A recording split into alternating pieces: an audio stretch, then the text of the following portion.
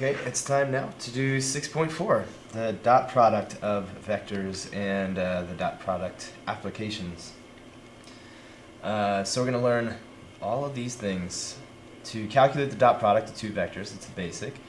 We're going to use dot product to find the angle between two vectors. We're going to test for orthogonality. Orthogonality is synonymous with being perpendicular. So test to see whether or not two vectors are perpendicular using the dot product. We're going to find the component vectors of a given vector, okay, and that'll become more clear as we get to it. We'll find the projection of one vector onto another. Again, that's going to make more sense as we define the projection. We don't know what that is yet, but we will. I'm going to use projections and dot products to calculate the work done by a constant force at an angle to the path that's taken by the person doing the work. Okay, so let's start out just with the basics of what is a dot product. A dot product is a thing between two vectors, and if u is equal to this vector, where we'll call u1 the x component and u2 the y component, and v is another vector, it's very similar, then the dot product, which we write like this, is u1 times v1 plus v, or u2 times v2. Okay. So what you'll notice about the dot product is you might expect when you multiply two vectors together that you get another vector. Okay, but the dot product is not that. It's not a thing that multiplies two vectors together to make a vector. The dot product is actually just a number. You can see by this. Okay, I'll do an example so you can see. Let's take the vectors 4, 5, and 2, 3, and we'll find their dot product. Okay, and one thing that I want you to understand is this is not vector multiplication. As I said in the previous set of videos, there's not a vector multiplication that stems directly from our idea of multiplication, of multiplying numbers together. There's definitions of those kinds of things, and this is one such kind of a definition, right? We define the dot product of two vectors as this. We take the two x things and multiply them together, so 4 times 2. Then we add to that the two y things multiplied together, 5 times 3. So that's 8 plus 15, and that is 23. Okay, so simple as that. That's the dot product. You'll look in your books and you'll see those 5 properties. There's commutativity, and there's like kind of a distribution thing, and all of these things seem pretty intuitive and straightforward. So I'll just let you see them, take them at face value, use them. But there's one in particular that I wanted to take a look at, and that's property 4. Property 4 says that the dot product of a vector with itself is equal to its magnitude squared. It seems kind of odd. So let's look at a picture, and then we'll see that that's true. Let's take a vector, v, this one. That's the one I want to use. Okay, so using the sides of this paper as a reference, let's see, here's, right here, this would be v1, like the x component of this vector. And this right here, this would be v2, like the y component of this vector, right? It comes over this much and goes up that much. Okay, that's what this vector is in standard form, or in component form. It would be v1 comma v2. Okay, so what would be the dot product of this thing with itself? Well, it would just be v1 squared, v1 times v1, plus v2 squared. That would be v2 times itself. Okay, well, what is that if we look at this as a triangle? What is that? Well, that's just this side squared plus this side squared. What's that going to be? It's going to be this side squared. What is this side? When I measure this side, it's the magnitude of the vector v. Okay, so this would naturally equal the magnitude of v squared, just by the Pythagorean theorem. Okay, so, and this obviously by definition is the dot product of v with itself, so indeed it makes sense. Okay, just wanted to take a quick look at that and have you see it and remember it and kind of understand or have some kind of conviction of its truth. Okay, so next we're going to look at the angle between two vectors. It's just kind of defined. The angle can be defined this way, that the cosine of the angle between two vectors is equal to, if they're u and v, their cross product divided by the magnitude of u times the magnitude of v. That's it. Okay. To find the angle, all we need to know is u and v, and we can find the angle between them. So let's say that u are equal to 3, 9, and v equal to 5, 2. Okay. So we're going to find the angle between these two vectors.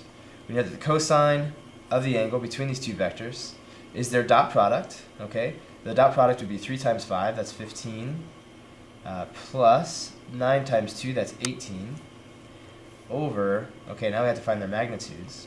Okay, so the magnitude of this guy is going to be the square root of 9 plus 81, and this one is going to be the square root of 25 plus 4.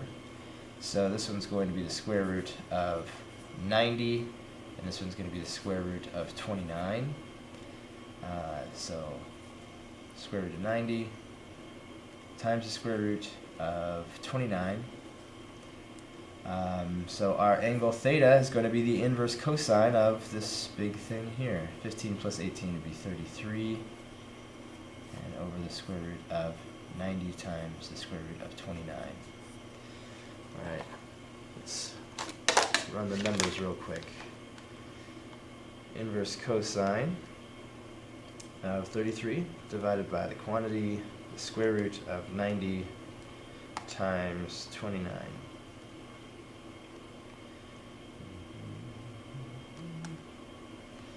That is about 49.76 degrees. Okay, so there's an example of the finding the angle between two vectors.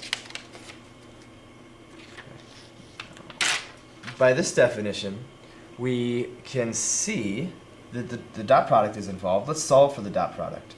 So the dot product of u with v is equal to the cosine of theta times the magnitude of u times the magnitude of v.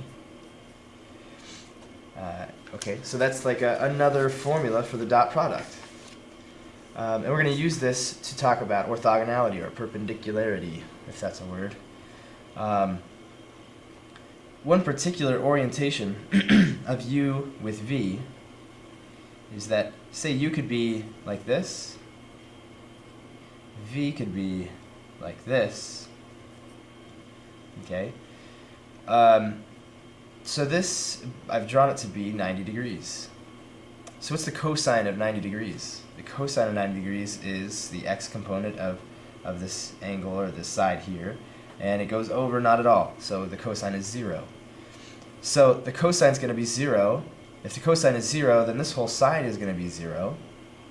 So we know that if u and v are perpendicular, are orthogonal to each other, then their dot product must be equal to this side, which wound up being 0. If the dot product of u with v is equal to 0, that would imply, that's what this arrow means, implies that u and v are orthogonal. Orthogonal. Now I'm blanking on how to spell that. There we go. Okay. So now we'll just, as a small exercise, just test to see if two vectors are orthogonal.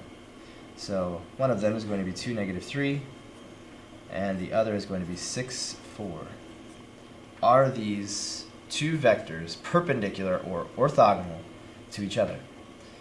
Well, 2 times 6 is a positive 12, plus 4 times negative 3, that's negative 12, and that is 0. So without seeing them, without drawing them, without knowing anything other than their component forms, I can find out, are they perpendicular to each other?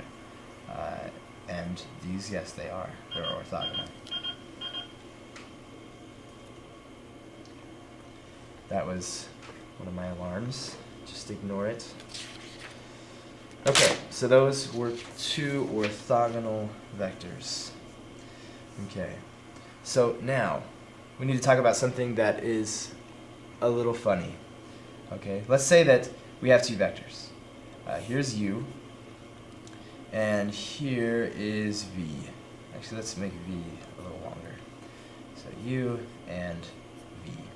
Okay. Now let's draw 2 other vectors. These 2 vectors are going to be orthogonal to each other, perpendicular to each other, and they're going to add together to make u. Okay, those are 2 things, and one of them is going to be parallel to v, or in other words, it's going to be a scalar multiple of v. Okay, so here's what I'll draw this and hopefully have it make more sense. Let's use red here. Okay, so as I said, they're going to add together to make u, and one of them needs to be alongside v. So let's draw this one here like this. Okay, so here is a vector that comes along v, and there it is. It's like the x component almost of u. And so we'll draw another one that when I add it to this other guy, they add together to make u. And we'll call these w1 and w2. So you can see that, I mean, I've chosen to draw it all this way. So by design, u is equal to w1 plus w2. Okay? Now, we have a special name for w1. Since w1 rides right alongside v, and you can see, imagine that I set up a projector, you know, a really bright light source right out here.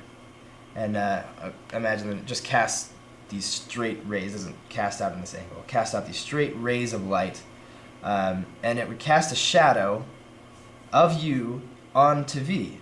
It would be the projection, what we call the projection of u onto v. Okay? That's exactly what we call it. This vector w1, w1 is called, as a special name, the projection of u, I write u big and v small because u onto v, the projection of u onto v. Okay?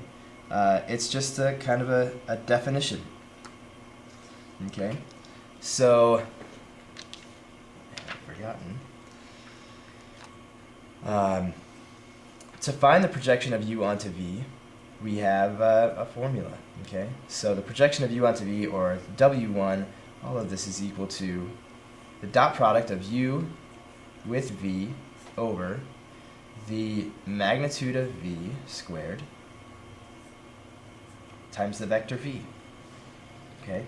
And that'll be the projection of v, or the projection of u onto v. It's basically the amount, or the component of u that goes in the v direction, right? And we did that. We found those things in the previous section.